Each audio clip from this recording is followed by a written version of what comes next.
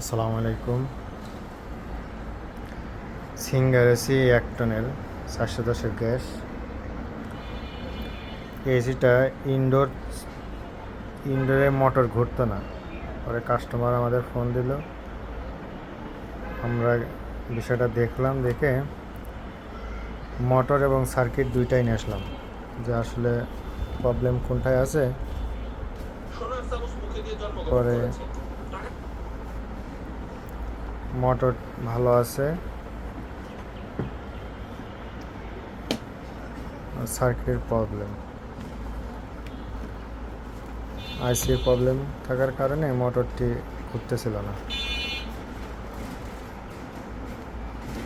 বিষয়টি মনে করছিলাম ক্যাপাসিটারের প্রবলেম, কিন্তু না, আইসির প্রবলেম। যার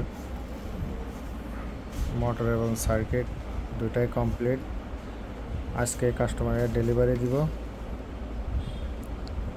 ধন্যবাদ।